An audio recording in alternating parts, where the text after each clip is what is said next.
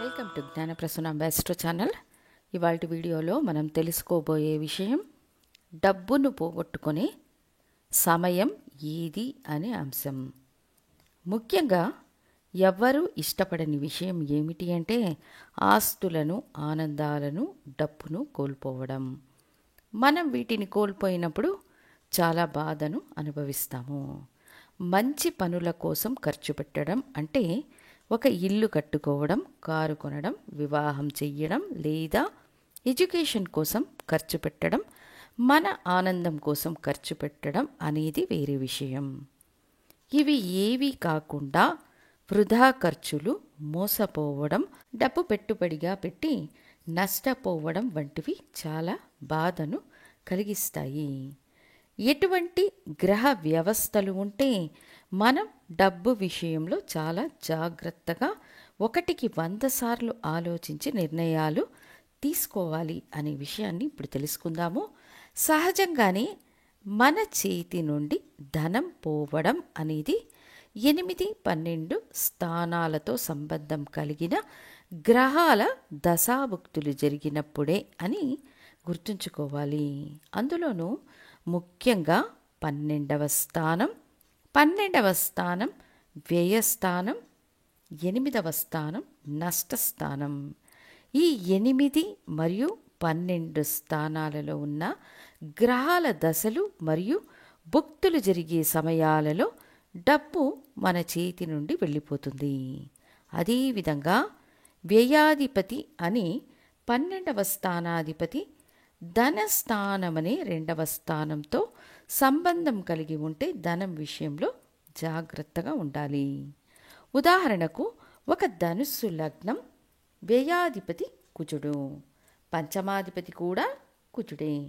ఈ కుజుడు 2వ స్థానమనే ధనస్థానంలో ఉచ్చం అవుతే పూర్వపుణ్యస్థానాధిపతి ఉచ్చం అయ్యారని సంతోషపడే అదే సమయం వ్యయాధిపతి ఉచ్చం అయ్యారని బాధపడే విధంగా ధనుస్సు లగ్నం వారికి సహోదర భావం వల్ల తీరని నష్టాలు కలుగుతాయి. అప్పుడు వ్యయాధిపతి ధనస్థానంలో ఉచ్చం అయినా, ధనస్థానాధిపతి వ్యయస్థానంలో ఉన్న ధనం విషయంలో ఎప్పుడూ జాగ్రత్తగా ఉండడం అవసరం. వీళ్ళ దశాభుక్తుల కాలంలో పెద్ద మొత్తంలో ధనం మీ నుండి వెళ్ళిపోతుంది. శుభగ్రహాల సంబంధం ఏర్పడితే అది శుభ వ్యయంగా మారుతుంది. ఇది ఒక విధంగా సంతోషాన్నిచ్చినా మీ జీవనాధారానికి దాచుకున్న ధనం మీ నుండి వెళ్ళిపోతుంది. అంతేకాక ఒకరిని నమ్మి ఒక స్థలంలో పెట్టుబడి పెట్టి మోసపోతారు. ఇంకా జూదం, క్రిప్టో కరెన్సీ, షేర్ మార్కెట్ లాంటి వాటిల్లో పెట్టి నష్టపోతారు. సో వ్యయాధిపతి ధనాధిపతి సంబంధం, ఆ స్థానానికి అష్టమాధిపతి కనెక్షన్ ఉంటే మీరు ఎల్లప్పుడూ జాగ్రత్తగా హెచ్చరికతో ఉండాలి. అదేవిధంగా అష్టమ స్థానం, 12వ స్థానంలో బలమైన గ్రహాలు ఉంటే, ఉదాహరణకు కర్కాటక లగ్నం, అష్టమ స్థానం కుంభం. ఇందులో శని స్వంత రాశి అనే స్థితిలో ఉన్నారు. 12వ స్థానం మిథునం, బుధుడు స్వంత రాశి అనే స్థితిలో బలంగా ఉన్నారు. ఈ వ్యవస్థ ఉన్న జాతకులకు శని దశ, బుధ దశ, శని భుక్తి, బుధ భుక్తి జరిగే కాలంలో ఊహించని ఖర్చులు, డబ్బును కోల్పోయే పరిస్థితులు ఏర్పడతాయి. సో 8, 12 స్థానాలలో బలమైన గ్రహాలు ఉంటే ఇలాంటి పరిస్థితులు నెలకొంటాయి. అదేవిధంగా ధనస్థానానికి అధిపతి 6వ స్థానంలో ఉన్న మీ ధనం ఇతరుల పాలు అవుతుంది. 6వ స్థానాధిపతి 8వ స్థానంలో బలంగా ఉన్న మీరు కుటుంబానికే తెలియకుండా అప్పులు చేసి వాటిని కట్టి దుఃఖాన్ని మరియు బాధను అనుభవిస్తారు. ఇవన్నీ ఎప్పుడు జరుగుతాయి అంటే వాళ్ళ దశాభుక్తుల కాలంలో జరుగుతాయి. ఈ ధనాధిపతి 6, 8, 12 వంటి స్థానాల్లో ఉన్న అష్టమాధిపతి 6వ స్థానాధిపతి ధనాధిపతితో సంబంధం కలిగి ఉండడం, 8, 12 స్థానాలలో బలమైన గ్రహాలు అమరి ఉండడం వల్ల ఆకస్మిక ఖర్చులు ఏర్పడతాయి. అప్పుడు వాళ్ళ దశాభుక్తుల కాలంలో చాలా చాలా జాగ్రత్తగా ఉండాలి. ఇలాంటి గ్రహ వ్యవస్థ మీ జాతకంలో ఉంది అంటే డబ్బుకు సంబంధించిన వ్యవహారాలు కుటుంబంలో ఉండే బలమైన జాతకులకు అప్పగించడం మంచిది.